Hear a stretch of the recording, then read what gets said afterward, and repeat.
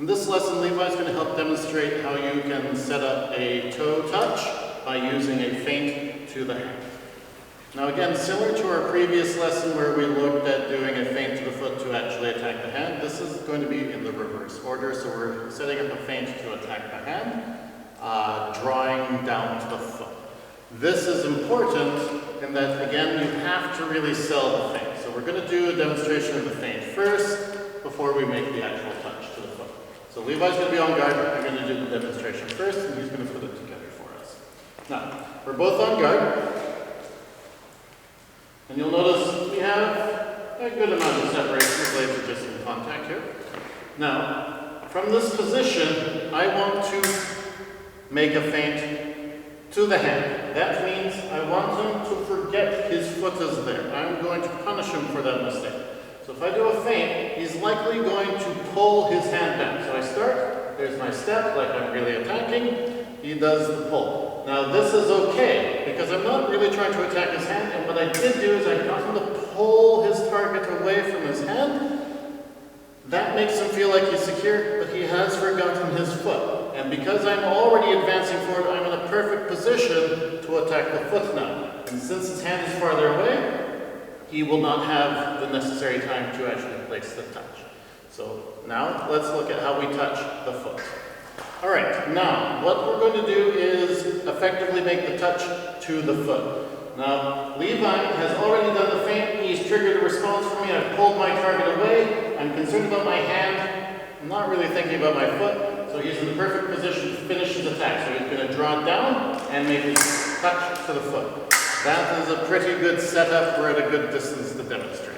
So those two parts combined, it's going to be very, very easy to envision, but hard to do. So Levi's on guard. And what I'm going to do, I'm going to do the same thing. I'm going to do the feint. He pulls his arm.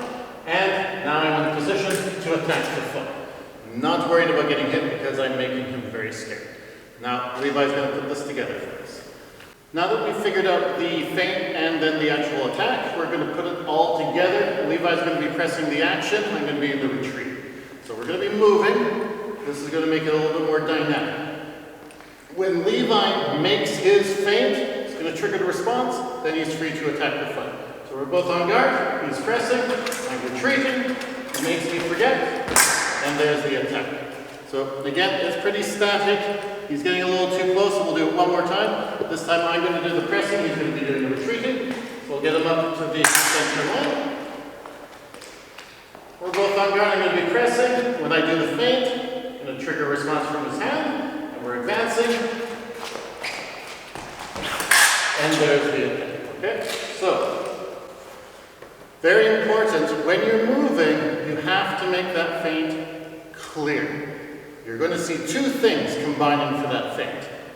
You're going to see the extension of the hand with the half step forward. You don't necessarily want to drop your toe, because then you're flat-footed, you're going to have to lift it back up to make that attack. But you can drop it so long as you are ready to move again. Hand and foot, that's the feint. You're already in a collapsed position, so when you do decide to attack the foot, you're going down to that line. So again, set up, feint to the hand, draw the response, they pull back, boom, down to the foot. Now, you don't have to collapse.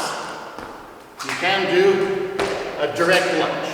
It's really based off of your own comfort. Collapse is kind of nice, whereas direct lunge, you're committing your entire body forward, which can get a little risky, especially since they pulled their arm back. You're going to still be moving towards it. So, very important. You have some variation for how you attack the toe, but the setup is going to be generally uniform.